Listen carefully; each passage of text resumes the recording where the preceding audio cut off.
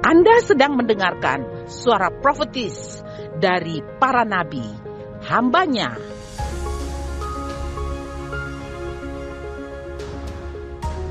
Dengarkanlah dan lakukanlah perintah Tuhan melalui para nabi, maka engkau akan berhasil. Selamat mendengarkan. Shalom. Hey, nobody home. Ulang. Shalom. Ada orang di ruangan ini. Shalom. Kurang keras, anak youth nih kurang keras nih. Shalom. Belum keras juga. Shalom. Ya, puji Tuhan. Luar biasa siang ini kita jumpa lagi, dan terima kasih untuk anugerah, kasih setia, kemurahan Tuhan. Maka siang ini saya ingin sharing bagi kita sesuatu yang sangat luar biasa, yang saya dapat sekali rema dari firman Tuhan yang saya ingin bagikan buat kita semua.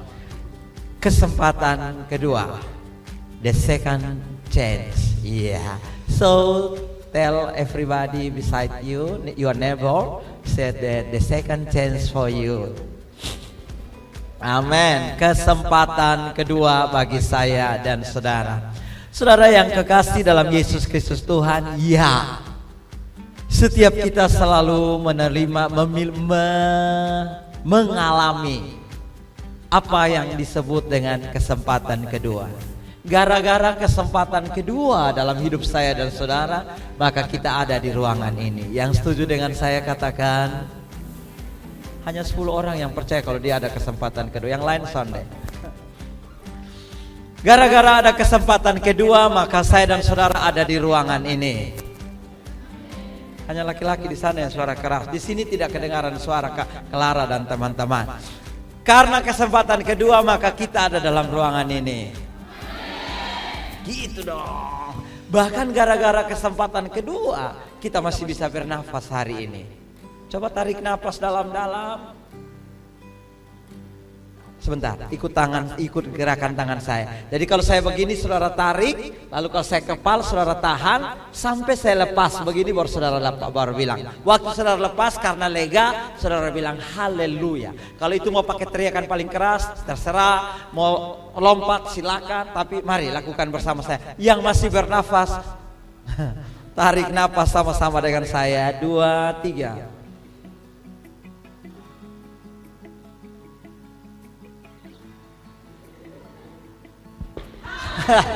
Beri tepuk tangan buat dia. Haleluya. Ini membuktikan kepada saya dan saudara bahwa kita masih diberi kesempatan oleh Tuhan untuk ada di muka bumi ini. Karena itu bilang orang di kiri kanan, beta senang duduk di lupun sebelah.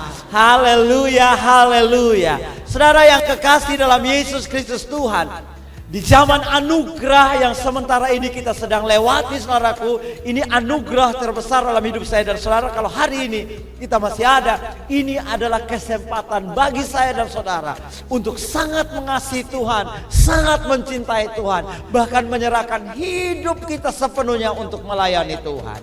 Kenapa? Karena mungkin besok tidak akan ada kesempatan lagi. Who knows? We don't know about that. Kita tidak pernah tahu tentang hari esok. Tetapi ketika setiap hari, selama masih disebut hari ini, maka saudaraku yang kekasih, dengar, selalu ada kesempatan buat saya dan saudara. Untuk pertama bersyukur kepada Tuhan, berterima kasih karena Dia kasih napas, Dia kasih tubuh yang sehat, Dia kasih mata yang terang. Semua hal dalam hidup kita disyukuri. Kenapa saudaraku yang kasih? Karena sekali lagi, kalau selama masih disebut hari ini, maka Tuhan kasih kesempatan bagi saya dan saudara. Amin. Ya, Tuhan selalu beri kesempatan kepada setiap orang untuk melewati hari-hari ini.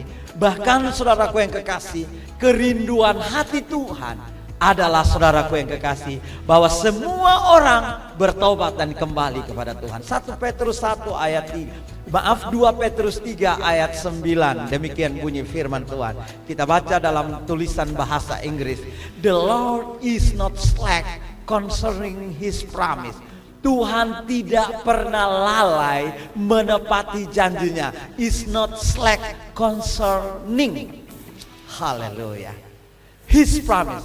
As some count slackness, but it is long suffering toward us, not willing that any should perish, but that all should come to repentance. Repentance. Ya, dalam bahasa Indonesia dikatakan Tuhan tidak lalai menepati janjinya, sekalipun ada orang yang menganggapnya sebagai kelalaian, tetapi ia sabar terhadap kamu karena ia menghendaki supaya jangan ada yang binasa, melainkan semua orang berbalik dan bertobat. Haleluya. Karena itu saya selalu bilang, selama matahari pagi masih bersinar, selama deru gelombang masih memecah di tepi pantai, selama hayat masih di kandung badan, selama itu pula adalah anugerah, ada anugerah bagi saya dan saudara untuk mengalami kebaikan-kebaikan Tuhan, kemurahan-kemurahan Tuhan, bahkan kesempatan Tuhan dalam hidup saya dan saudara untuk berubah lebih baik, untuk semakin hari semakin luar biasa dalam Tuhan, makin cinta sama Tuhan. Haleluya. Ada amin? Saudara yang kekasih, itu kerinduan Tuhan. Tuhan punya hati seperti itu. Sejak Adam dan Hawa jatuh dalam dosa, saudaraku yang kasih, jangan Tuhan senang waktu dia bilang Adam keluar dari Taman Eden. Sejak hari pertama Adam dan Hawa keluar dari Taman Eden, saudaraku yang kasih, sejak hari itu Tuhan gelisah kapan bawa pulang Adam dan Hawa kembali ke Taman Eden. Itu rencana Tuhan. Rancangan Tuhan sejak awal, sejak manusia jatuh dalam dosa, adalah bagaimana membawa manusia kembali bersekutu dengan Tuhan. Dan segala cara Tuhan buat, kirim nabi-nabi dan semuanya. Terakhir, keputusan terakhir, tidak ada yang bisa kecuali Allah menjadi seperti manusia dan tinggal di antara. Yesus harus turun. Saudaraku yang kekasih dalam Yesus Kristus Tuhan, sampai hari ini Tuhan masih mencari orang untuk mengasihi dan mencintai Tuhan. Suatu hari, saudaraku yang kekasih, seseorang datang di tukang gunting rambut. Lalu sambil gunting mereka dua diskusi. Lalu si tukang gunting rambut berkata begini, Tuhan tuh sonde ada. Yang digunting rambut heran, why you speak like that? Kamu ngomong apa? Kenapa kamu ngomong begitu? Dia bilang, oh ya, Tuhan tuh sonde ada. Kalau Tuhan itu maha kuasa, Tuhan itu hebat, Tuhan itu luar biasa, kenapa ada peperangan di mana-mana? Kenapa ada kelaparan? Kenapa ada kejahatan? Kenapa ada semua begini? Lalu orang yang digunting rambutnya, ya, dia sepertinya dia tidak punya jawaban. Dia diam saja. Lalu selesai gunting rambut, digunting rambutnya, saudara yang kasih, orang itu keluar. Dia ketemu dengan seseorang yang minta maaf, orang agak gila. Lalu rambutnya tuh, orang Kupang bilang tafrui, ya, itu sudah bertahun-tahun tidak gunting. Saudara bayangkan itu. Lalu dia panggil orang itu, dia bilang, hei kamu. Lalu orang itu datang dan dia bilang sama tukang gunting rambut itu, di muka bumi ini tidak ada tukang gunting rambut. Tukang gunting rambut bilang, hei, you speak what? You omong apa? Bukankah tadi kamu baru gunting rambut dari tempat saya? Lalu yang gunting rambut bilang, ya, tapi di dunia ini tidak ada tukang gunting rambut. Lalu orang itu marah sekali. Lalu dia bilang, kenapa kamu bilang begitu? Sekali lagi dia bilang, karena ada orang yang punya rambut seperti ini dan tidak digunting. Lalu tukang rambut, itu bukan salahku, dia bilang. Kenapa saya ada di sini? Kenapa dia tidak datang lalu menggunting rambut, datang bawa kepalanya supaya saya gunting seperti kamu, bawa kepalamu datang ke sini lalu saya gunting. Lalu orang bilang, ya, satu-satu. Sama seperti orang yang buat dosa, orang yang buat jahat, mereka tidak pernah datang kepada Tuhan untuk minta diubahkan dan diperbaiki. Beri tepuk tangan dulu buat Tuhan. Kalau engkau tidak pernah datang kepada Tuhan, engkau tidak pernah cari Dia, Dia mungkin tidak bisa ubahkan hidupmu. Haleluya. Karena itu saudaraku yang kekasih, Yeskiel 34 ayat 16 bilang begini, yang hilang akan kucari. I will seek what was lost and bring back what was driven away. Bind up the broken and strengthen what was sick. But I will destroy the fat and the strong and feed them in what is that? Apa itu?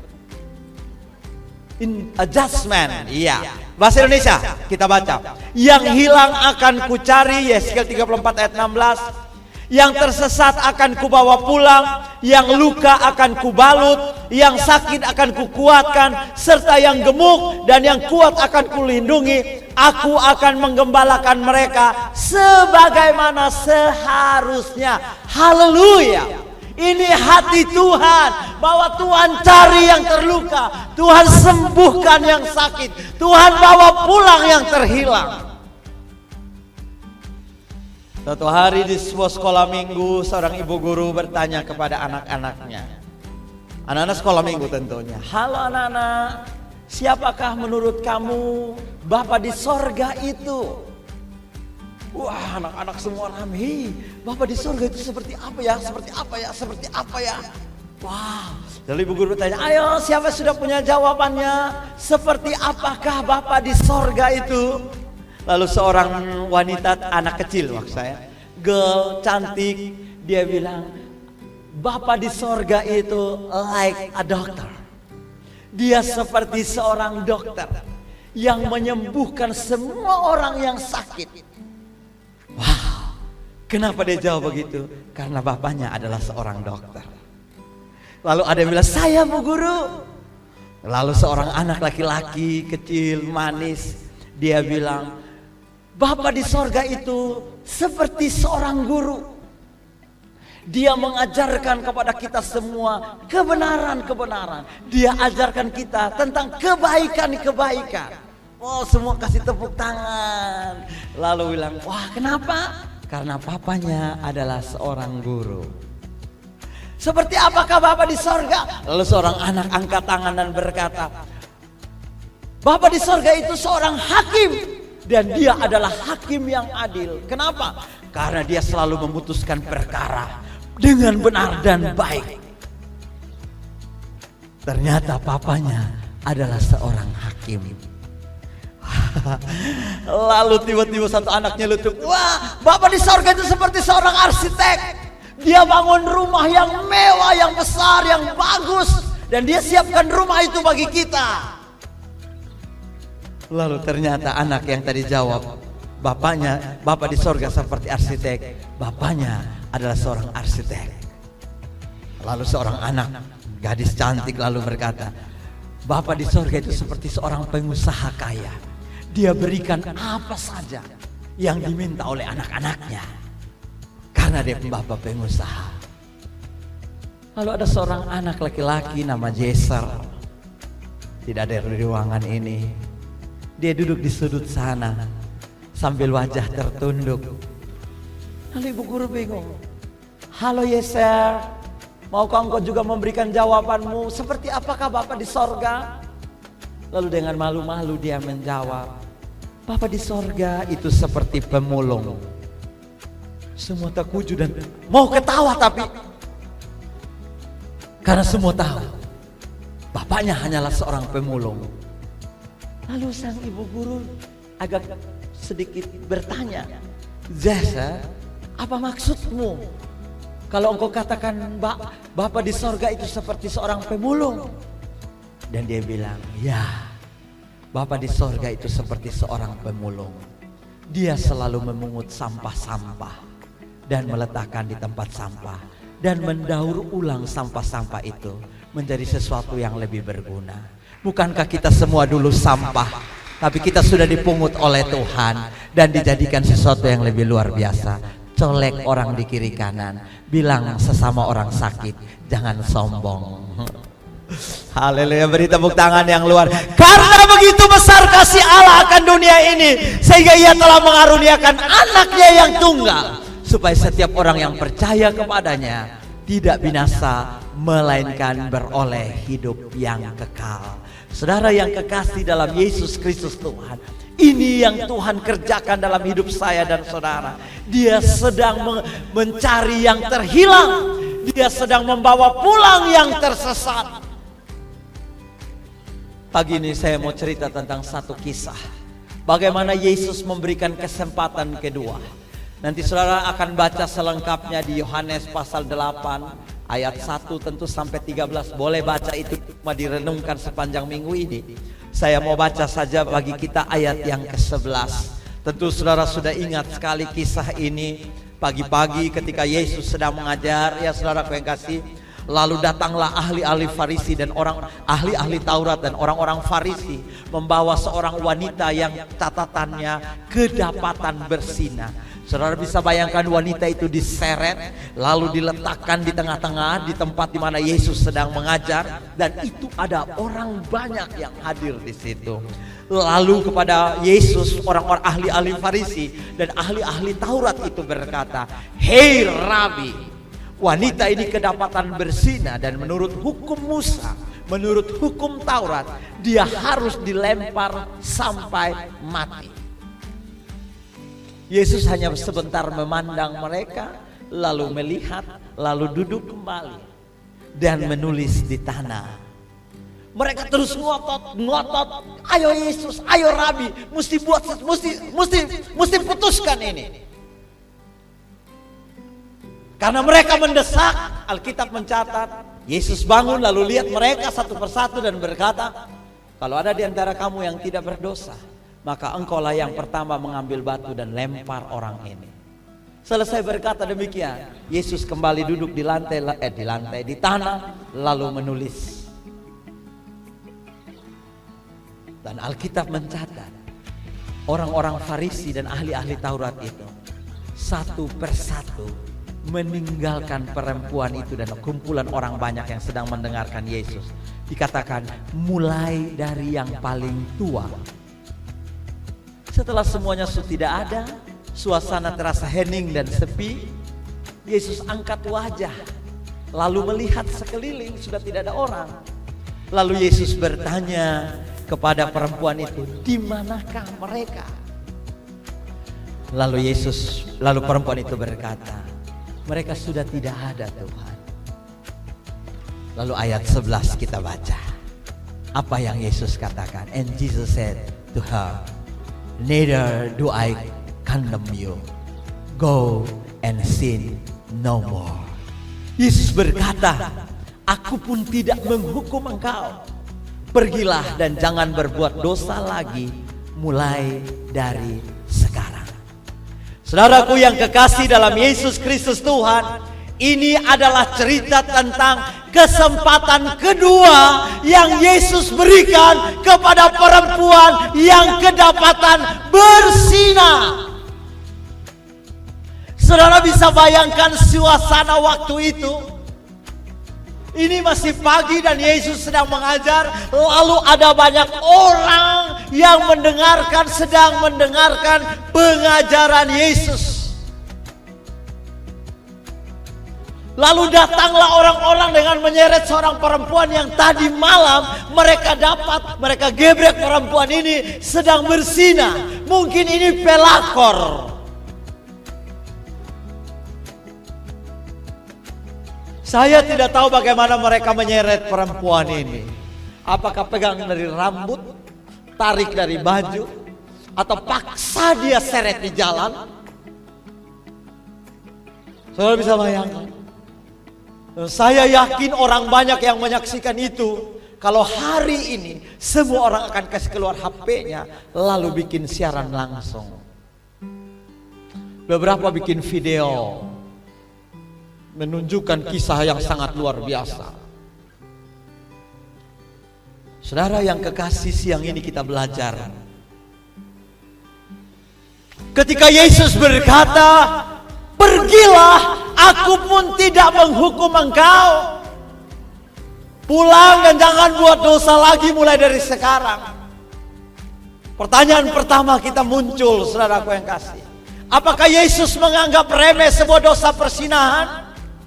No. Dosa, saya sudah bilang beberapa waktu lalu, dosa is dosa. Yesus tidak menganggap remeh dosa persinahan ketika dia berkata, pergilah. Sekali lagi, dosa tetap dosa.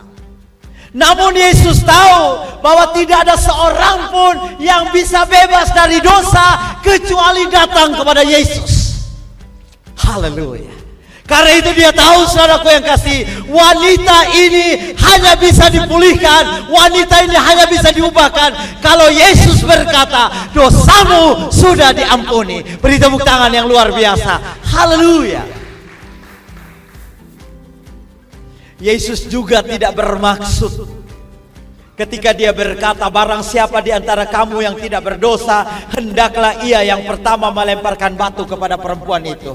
Yesus tidak bermaksud lalu hanya orang-orang suci dan kudus yang boleh angkat batu dan lempar perempuan itu.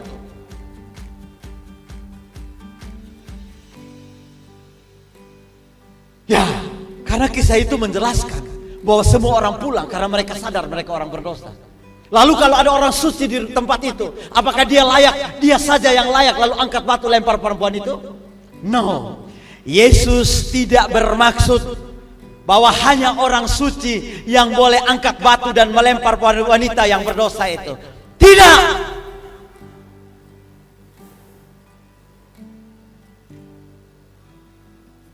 Yesus ingin berkata bahwa semua orang telah berdosa dan telah kehilangan kemuliaan Allah. Karena itu tidak ada seorang pun yang boleh menghakimi saudaranya sambil melihat dengan mata kepala, apalagi dengan mata kaki. Kita tidak punya hak untuk tunjuk siapapun. Dengar, saya dan saudara tidak punya hak untuk tunjuk siapapun. Baik yang ketahuan dosa maupun yang tidak ketahuan dosa.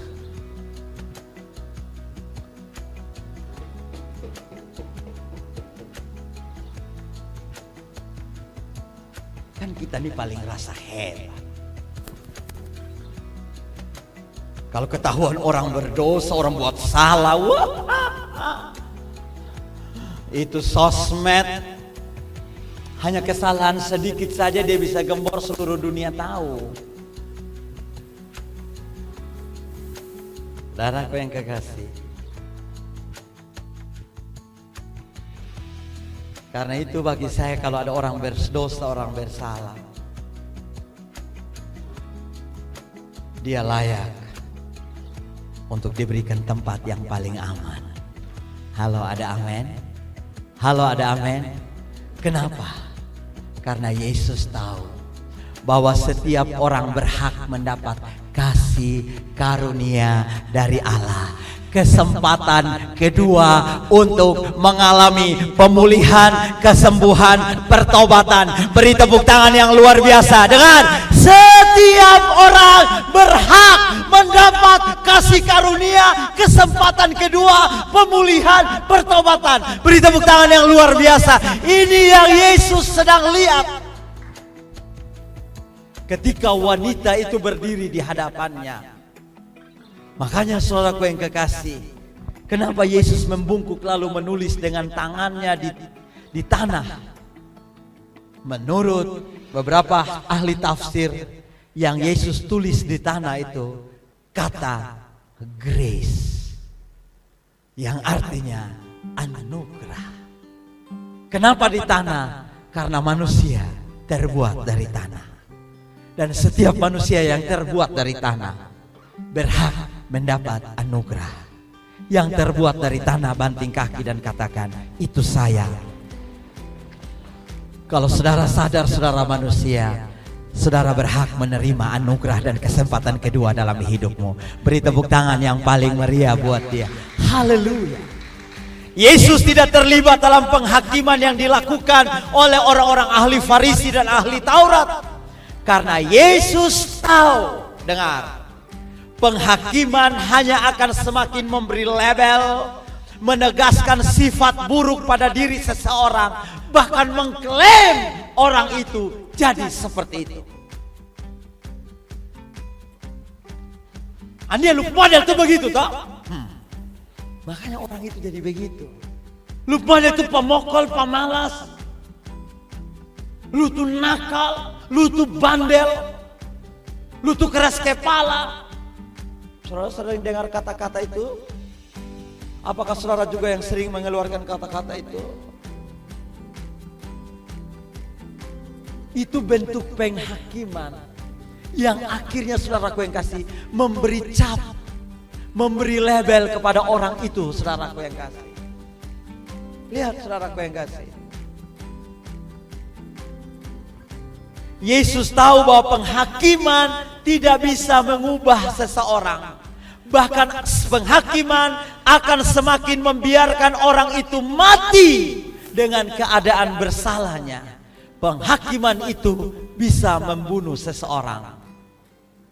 Karena Yesus tahu bahwa ketika seseorang melakukan kesalahan, dengan hati nuraninya sudah menghukum dia.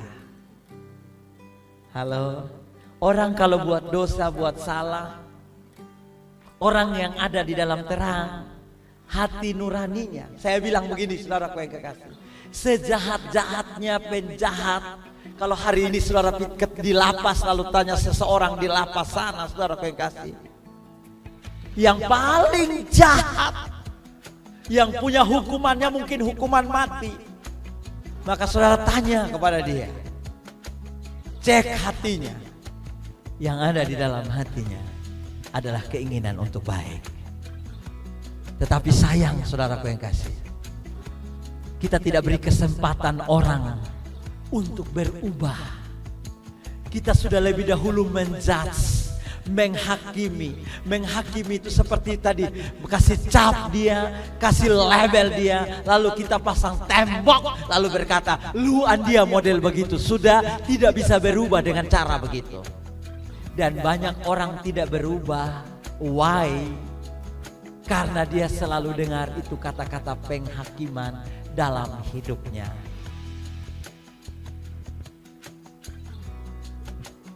Tahukah saudara, kalau saudara teliti baik-baik ayat itu, waktu Yesus angkat kepala, saudaraku yang kekasih, perempuan itu masih berdiri di tempatnya. Ada kata itu, masih ada pada tempatnya. Jadi dong seret dia datang, ada berdiri di, seperti kasih tanda silang begini, dia berdiri di sini. Dia berdiri di situ. Kalau dia sedang meraih atau tadi pakai tarik dan dia ada telepon di situ, maka dia telepon di situ tanpa bergerak. Coba saudara bisa bayangkan. Semua orang ada lihat di situ, lalu datang kepada Yesus minta penghakiman. Yesus bilang kepada orang-orang Farisi ahli Taurat itu, kalau kamu tidak ada yang berdosa, maka ambil batu pertama lempar dia. Lalu satu-satu pergi. Dan saudara bisa bayangkan kalau perempuan itu lihat, lalu orang-orang Farisi itu satu-satu jalan. Mereka yang tadi tangkap dia, mereka yang seret dia, mungkin di sepanjang jalan itu dong maki ancor dia dengan dasar pelakor, lu begini, andia lu rasa lu sedikit lekot akan lempar lu sampai mati. Waktu dong bawa dia di situ saudaraku yang kekasih, lalu Yesus berkata demikian, dong mundur satu-satu. Setelah semua sudah tidak ada, kalau perempuan ini tidak rasa bersalah, maka dia akan berdiri dan bilang, lihat toh, soalnya ada yang berani lempar beta toh. Jadi beta jalan sudah. Dia mungkin akan lari diam-diam, karena Yesus pun sedang duduk dan tidak lihat dia. Saudara bisa bayangkan? Tapi dia berdiri diam-diam. Saudara tahu kenapa dia diam di tenda? Karena hatinya bicara. Rasa bersalahnya sudah menghakimi dia. Dan itu membuat dia tidak berani tinggalkan tempat itu. Itu yang pertama. Yang kedua, dia tahu dia sedang berhadapan dengan siapa. Makanya dia berkata di situ, tidak ada, bukan rabi, bukan tuan, tapi dia bilang, tidak ada Tuhan. Artinya dia bilang, Yesus tanya, di manakah mereka? Lalu dia jawab, tidak ada Tuhan, pengakuannya kepada Yesus sebagai Tuhan membuat dia tahu dengan siapa dia sedang berhadapan. Karena itulah saudaraku yang kekasih dengar, itu yang membuat Yesus berkata, aku pun tidak menghukum engkau. Why? Karena Yesus tahu wanita ini sudah mengaku dia sebagai Tuhan yang mampu menyelamatkan, yang mampu memulihkan, yang mampu menyembuhkan, yang mampu mengubahkan hidupnya. Beri tepuk tangan yang luar biasa. Haleluya. Pengampunan yang Yesus berikan kepada perempuan itu, pergilah, pulanglah, dan jangan buat dosa lagi mulai dari sekarang. Pernyataan firman itu menyembuhkan dan mengampuni wanita itu. Bukankah saudaraku yang kekasih, hamba itu, perwira itu datang dan berkata kepada Yesus, cukup satu kata saja, maka hambaku akan sembuh. Wanita itu menunggu kata yang tepat dari Yesus. Dan tahukah saudara, kata itu, pergilah dan jangan berbuat dosa lagi, itu sudah menyucikan, mengampuni dia yang kedapatan berzina. Sekali lagi beri tepuk tangan yang luar biasa. Pengampunan kesempatan kedua yang Yesus berikan kepada wanita itu telah menyembuhkan dia dari luka-lukanya. Saya yakin dia jadi pelakor atau jadi perempuan berzina itu tidak terjadi satu malam tiba-tiba langsung jadi beta pingin berzina atau beta pingin ganggu orang laki. Tuh, itu terjadinya orang buat dosa itu tidak tiba-tiba, weh buat dosa sonde. Mulanya biasa saja, akhirnya datang juga.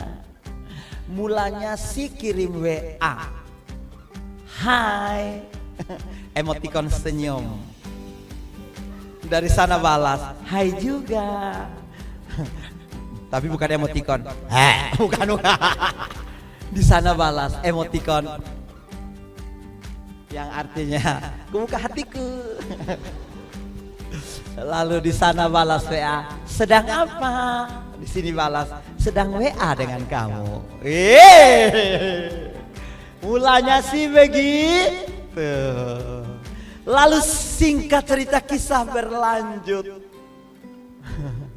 Terakhir boleh video call. Lalu setelah video call deh. Makan daging Nah, daging RW dengan kol dengan sayur. Kol, itu kan. Jadi orang buat dosa tidak serta-merta tiba-tiba buat dosa lalu dosa. No. Itu sudah ada. Dan tahukah saudara, ada banyak hal yang tentu kalau kita baca, kenapa latar belakang, kenapa orang berzina, kenapa orang begini. Tahukah saudara, itu kenapa? Karena dia mengalami luka-luka dalam jiwanya. Orang yang jatuh bangun dalam dosa, orang yang dosa jadi habit, itu karena jiwanya terluka. Orang gampang jatuh cinta, lihat nona satu langsung, lihat nyong satu langsung. Mudah sekali jatuh cinta, itu karena ada luka di jiwanya. Yesus tahu itu. Karena itu dia tahu, wanita ini harus disembuhkan dari lukanya. Cukup satu kata saja, maka engkau akan sembuh. Pergilah dan jangan buat dosa lagi. Kasih tepuk tangan yang luar biasa. Yang lain yang Yesus lakukan buat perempuan ini adalah memulihkan dia. Haleluya. Saudara tahu, wanita ini dipulihkan Tuhan dari apanya, saudara? dari rasa malunya. Saudara bayangkan, waktu dia kena tangkap, sedang ada berzina dengan orang laki, katakanlah, atau melakukan hubungan sebelum menikah, itu disebut berzina. Waktu kena tangkap saja sudah malu. Kenapa? Karena orang banyak ketahuan.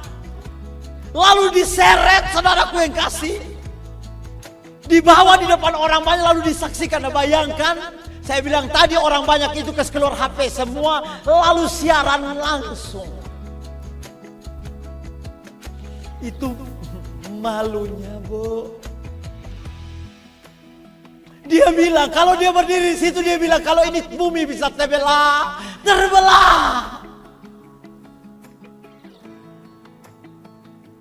Betul, saudara. Dia malu sekali. Dan tahukah saudara, Yesus berkata, pulanglah, pergilah, jangan berbuat dosa lagi. Itu memulihkan rasa malunya.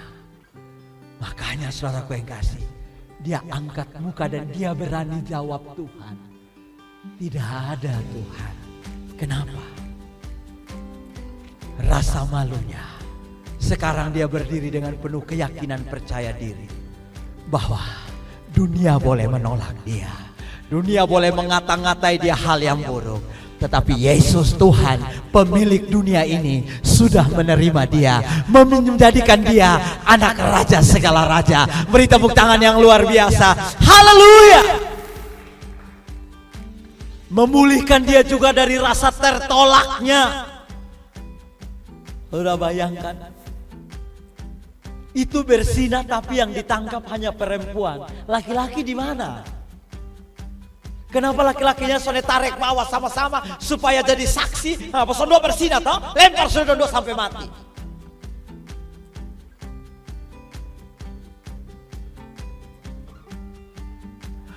Saya yakin kalau waktu itu ada yang setelah itu lempar dia, atau dia akan bilang semua laki-laki di bumi ini sama saja. Dia belum tahu kalau yang satu berbeda.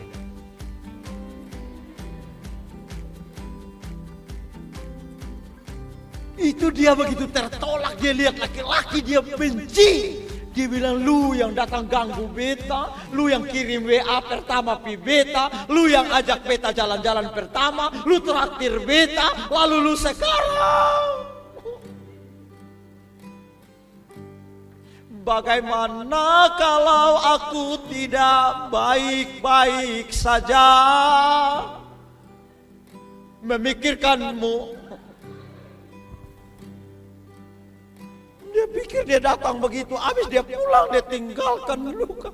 Biasa saja, oh my goodness.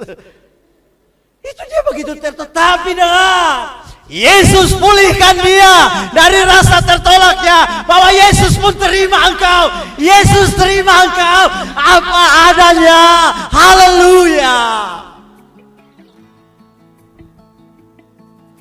Yesus memulihkan dia pun dari rasa bersalahnya. Saya bilang tadi, rasa bersalah itu kadang-kadang membuat orang beta susah. Jadi beta mau bikin apa, nah bikin sudah. Biar beta ini susah, jadi beta mau hancur-hancur sudah. Beta sudah sampai mau apa lagi. Mungkin ada suara itu dari ruangan ini pernah berkata demikian. Tapi dengar, Yesus masih berkata, pergilah, jangan buat dosa lagi. Aku pun tidak menghukum engkau. Beri tepuk tangan yang luar biasa. Dan yang lebih dahsyat, saudaraku yang kekasih, pernyataan Yesus, pulang, aku pun tidak menghukum engkau. Pergilah, jangan buat dosa lagi. Mulai dari sekarang. Kata mulai dari sekarang itu memberikan status yang baru kepada wanita yang berkedapatan berzina. Dulu dia jalan di sana, dulu dia selalu jalan salah, dulu dia selalu buruk, dia selalu jahat. Tetapi mulai dari sekarang dia berbalik, dia memiliki status yang baru. Kalau dulu dia disebut wanita berzina, sekarang dia disebut wanitanya Allah. Beri tepuk tangan kalau saudara mau beri tepuk tangan. Sekarang dia disebut anak Tuhan, dia disebut murid Tuhan. Mulai dari sekarang Tuhan sudah merestorasi hidupnya. Tuhan sudah memulihkan dia dari yang buruk. Tuhan pungut dia di tempat sampah itu. Lalu Tuhan restorasi dia jadi sesuatu yang mulia dan yang berharga. Dia layak berdiri di hadapan Tuhan, memuji dan memuliakan nama Tuhan, bersorak-sorak bagi Tuhan. Haleluya. Sehingga hari itu dia boleh berkata kepada dunia, ya, semua yang lama sudah berlalu, sesungguhnya yang baru sudah datang. Sekali lagi beri tepuk tangan yang luar biasa bagi dia. Haleluya. Saudara yang kekasih dalam Yesus Kristus Tuhan, Yesus hendak menunjukkan kepada kita bahwa menyadarkan seseorang atas kesalahannya adalah cara terbaik untuk menyembuhkan orang itu dan menunjukkan kepadanya hidup yang sesungguhnya. Sikap untuk tidak menghukum yang Yesus tunjukkan, bahwa aku pun tidak menghukum engkau, itu menunjukkan kasih yang besar dari Tuhan. Dan tahukah saudara, kasih itulah yang justru menyembuhkan dan memberikan kehidupan baru.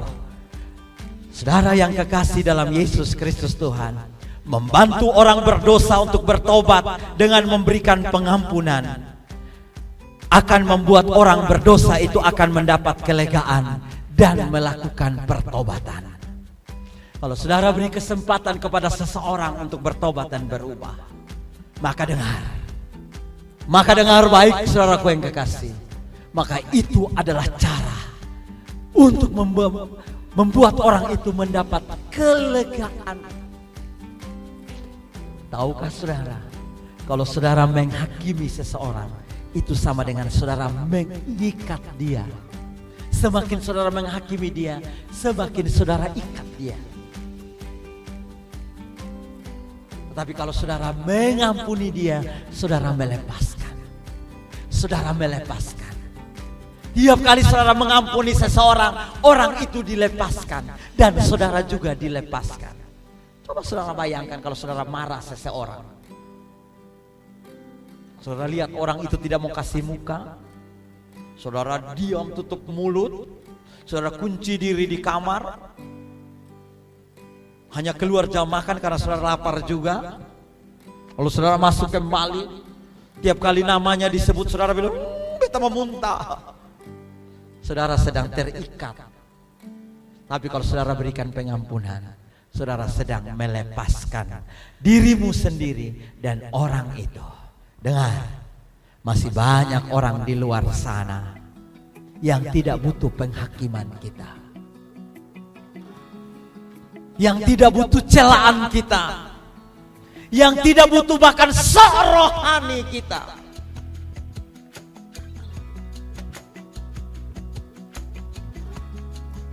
Layaknya Farisi dan ahli Taurat, orang di luar sana, teman-teman di kampusmu, teman-teman satu kelasmu, orang tuamu, kakak adikmu, mereka butuh kasih karunia, kesempatan kedua dalam hidup mereka. Kalau engkau pernah terima kesempatan kedua dari Tuhan, maka engkau layak untuk memberikan kesempatan kedua kepada mereka yang membutuhkan. Mereka butuh kasih. Mereka butuh untuk diterima. Mereka butuh kesempatan kedua. Yesus memang membenci dosa, tapi dengar, Yesus itu sahabat orang berdosa. Dia tidak benci orang berdosa, tapi dia sahabat orang berdosa. Saudara yang kekasih, sekali lagi masih ada banyak orang di luar sana yang terikat. Mereka seperti sampah yang menunggu siapa yang akan pergi memungut mereka. Saya dan saudara punya Yesus. Tahukah saudara kisah dua orang anak yang terhilang? Sejak anak itu keluar dari rumah dan berfoya-foya dengan kemewahan di luar sana, dengan harta yang sudah dia jual, warisan yang dia terima dari papanya. Sejak hari itu sang ayah gelisah, menanti kapan sang anak pulang. Kakaknya pikir, wah emangnya gue pikirin, saya sudah enak di rumah, bisa bikin apa-apa semua, saya lakukan semuanya. Tapi sang anak laki-laki yang besar itu, si sulung itu, tidak pernah tahu kalau papa sedang gelisah karena menunggu si bungsu yang memang anaknya sendiri itu sedang buat jahat untuk pulang. Mari kita saksikan video ini.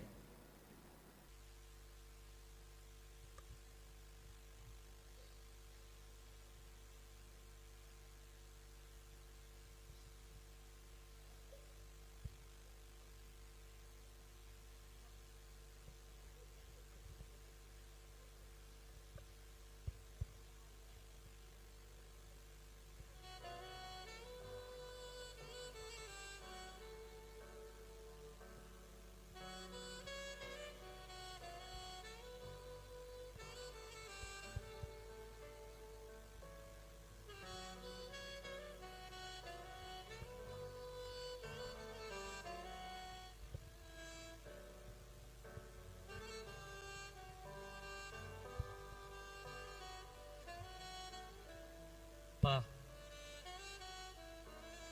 Ya, Bapak kenapa? Akhir-akhir ini Dedi perhatikan kok Bapak tidak makan dan selalu gelisah. Apa sih yang Bapak pikirkan? Padahal semua usaha kita kan berjalan dengan lancar.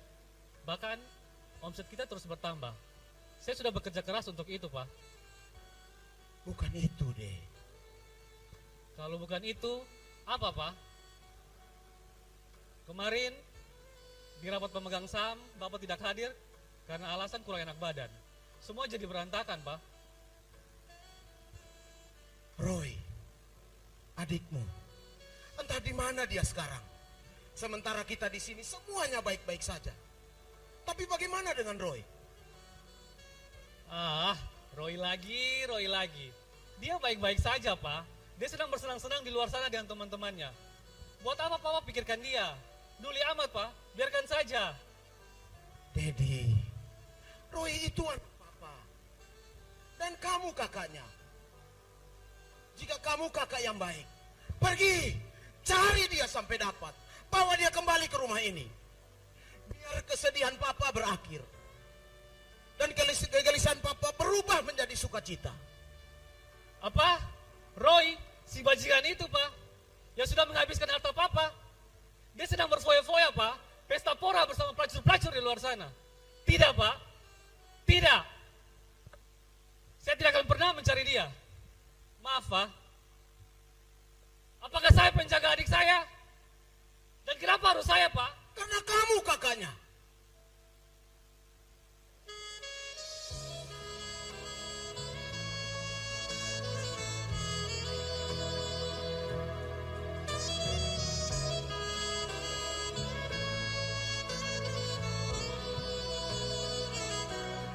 Apakah saya penjaga adikku? Apakah saya penjaga adikku? Karena kamu kakaknya. Karena kamu kakaknya. Hanya ada satu cara untuk membuat hati Bapa di surga bersukacita. Tidak ada jalan lain kecuali membawa pulang mereka yang terhilang. Tundukkan kepalamu. Mungkin engkau berkata, apakah aku penjaga adikku seperti tadi? Dengar, Tuhan panggil engkau siang ini supaya engkau olehmu ada banyak orang diselamatkan. Sedang ada banyak orang di luar sana yang menanti saya dan saudara. Kita mungkin seperti anak sulung itu.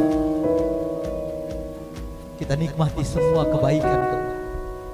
Tapi tahukah saudara, di luar sana ada banyak orang yang sedang menderita.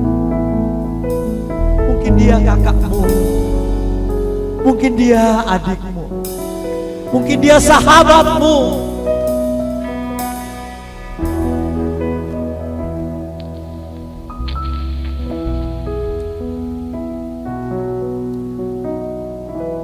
Satu menit,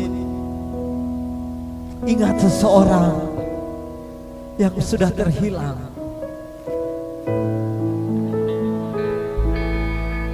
Yang mungkin engkau tahu dia sangat berdosa, hidupnya penuh dengan dosa.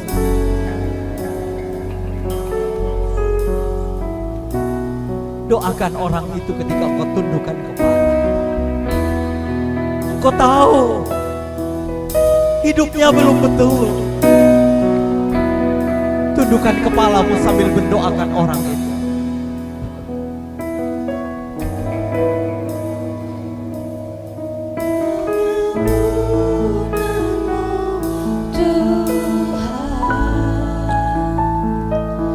Doamu memulihkan dia. Doamu menyembuhkan dia.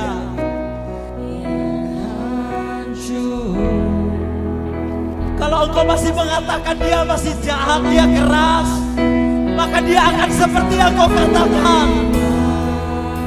Tapi kalau sore siang ini engkau berkata tidak, kakakku akan bertobat dan cinta Tuhan.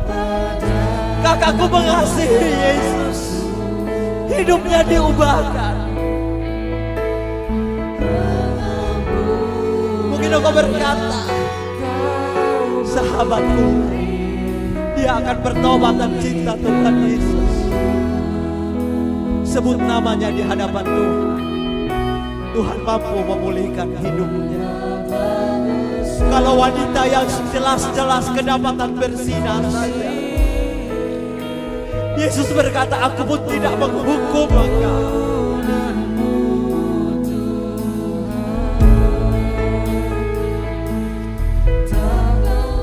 Mari siang ini,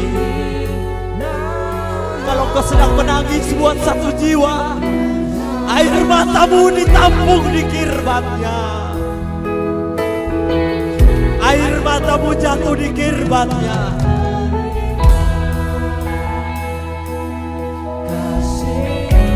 Itu air mata yang berharga untuk untuk sebuah jiwa di hadapan Tuhan.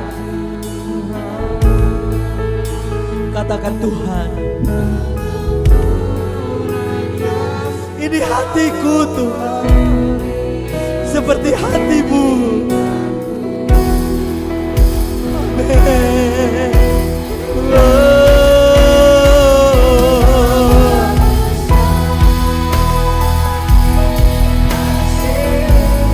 Pengampunanmu, amin Tuhan.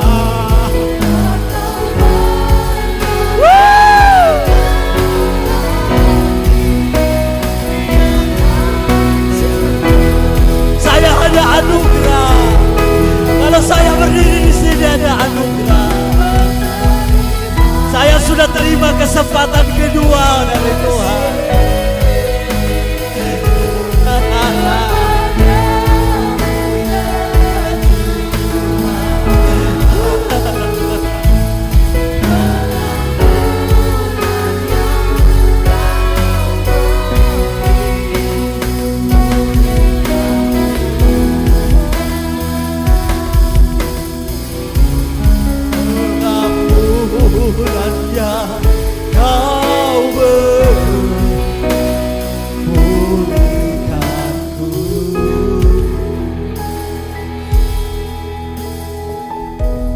Taruh tangan kananmu di dada.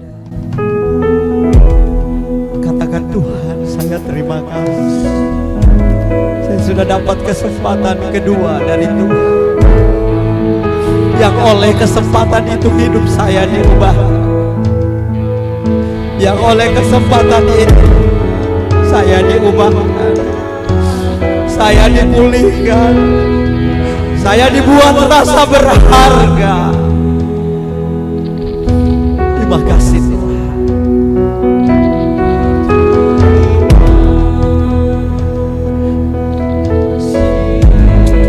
Biar kesempatan ini juga saya berikan buat orang yang saya kasihi. Kakak saya, adik saya, teman saya, sahabat saya itu Tuhan.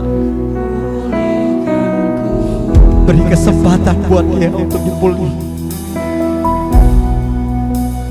Karena Engkau seperti pemulung Tuhan. Engkau memungut sampah-sampah dan mendaurnya ulang. Sampah itu Engkau buat berharga.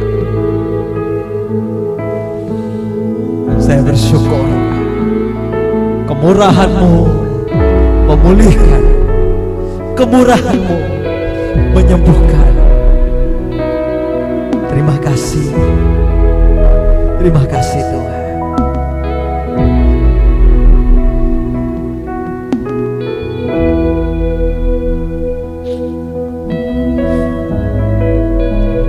Siang ini saya diingatkan Roh Kudus. Mungkin ada di ruangan ini yang berkata, hidup saya selalu dihakimi Kak. Saya selalu disalah mengerti.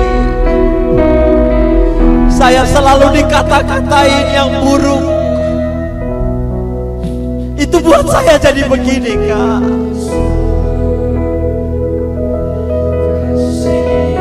Kalau ada orang itu di ruangan ini dengar, Yesus berkata, aku pun tidak menghukum engkau.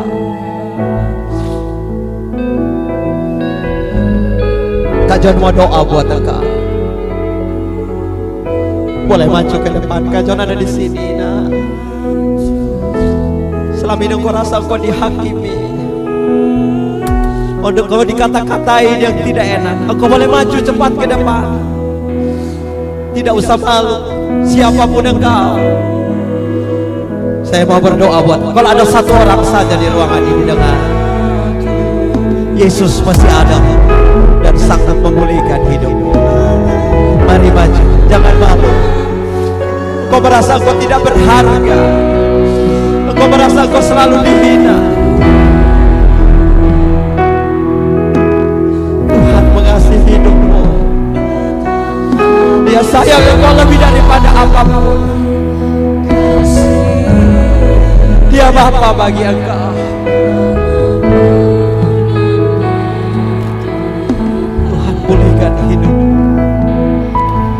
dalam nama Yesus.